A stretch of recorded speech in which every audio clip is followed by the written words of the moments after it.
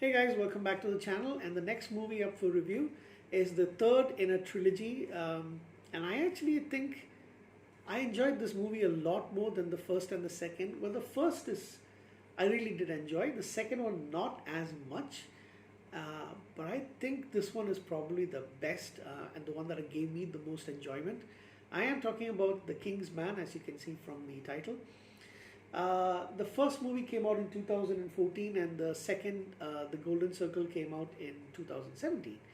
But I really think this one is probably better. The best of the bunch is what I should say. The King's Man is set actually mainly during World War One, and I think that also helps quite a lot because I don't know, this kind of film just seems to be geared towards that era. Uh, of things, and I don't know, maybe because of that is probably why I really did enjoy it. So the movie stars um, Ray Fiennes, who's actually also one of the executive producers. You got Gemma Arterton, sorry, how do you pronounce her name? Gemma Arterton, right? Reese Ifans, Matthew Good, Tom Hollander, Harris Dixon, Daniel Bruhl, who was in the Avengers, Civil War, basically, sorry, in Captain America Civil War, Digimon Honsu and Charles Dance, and yeah, really good cast as well. Came out last year, and it didn't do as great. It made just 125 million against $100 million budget, but to be honest, I enjoyed this movie way more. So Ray Fiennes is the Duke of Oxford. His wife Emily is killed in front of their young son Conrad at a concentration camp in South Africa during the Second Boer War, and they were working for the Red Cross at the time. And he has tried to keep his son away from war, but with World War One looming, the son, who's now grown up, Conrad, I mean, he's almost 18. He is really looking forward to joining up the service and proving his mettle. So he has two servants named Shola and Polly, who are basically spies, and they are in his spy network. But Conrad and a lot of other people do not really know this, and they have to. There is a secret group called. I'm trying to look at that. Oh yeah, the shepherd. It's a flock basically led by the shepherd, who is mostly unknown, and one of their people is. One of the members of the flock is Grigory Rasputin, and and I'm not really a fan of this actor that much, but this movie, as Grigory Rasputin, I think he did a fantastic job. Excuse me. I think he did a fantastic job, and the way he approached it is, I mean, this is basically like, a little bit of comedy involved. He really approached it as a man of sexual appetites, men and women, and it's really there to see in this film. Uh, the way he speaks and the way his mannerisms, the fight scenes, all of that is really fantastic. I really liked Gemma Arterton in this movie as well. She was another standout for me, as is of course Ray Fiennes, brilliant actor as well. And Digimon Honsu is pretty good. So this is how basically after the events of trying to set things into motion, that the U.S.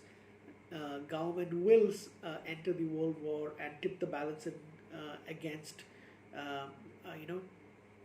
against the Germans, and basically keep the Allies in the winning side.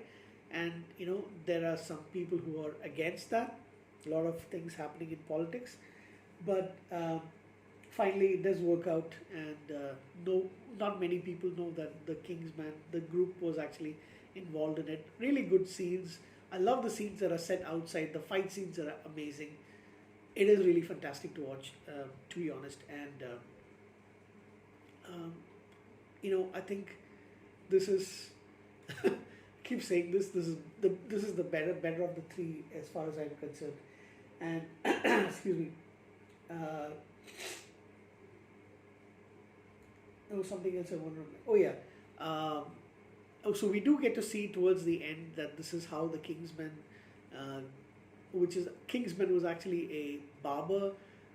Sorry, not a barber, a tailor shop which was gearing towards the wealthy and the noble of the United Kingdom. But that later becomes the secret kind of lair of this group of people who are involved in trying to set things right for kingdom, for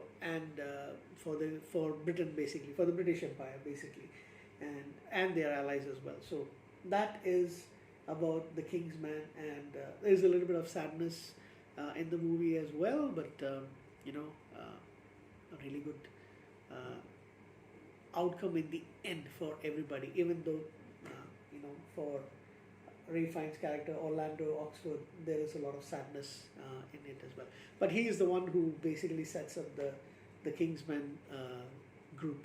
So yeah, awesome movie. I think most people are going to enjoy this even more than the first and second, because you don't really have those kind of gadgets and stuff. There is some of it, but of course it is set during World War One, so it's kind of limited. But I did like the villain as well, like the fight scenes on top of the cliff as well. And yeah, surprise twist here and there a little bit. But overall, I think I will give this movie an 8 out of 10. Very enjoyable, and something that I really look forward to. I think I'm going to have to rewatch the other two movies as well, because I haven't done a review for the first and the second movie. But yeah, thoroughly enjoyed this one. I almost didn't want it to end towards the end of the movie. So yeah, thank you very much, guys. This has been a quick look at the quick review and my thoughts about the movie The Kingsman, and I hope they do more. Thank you very much, guys. Have a good night.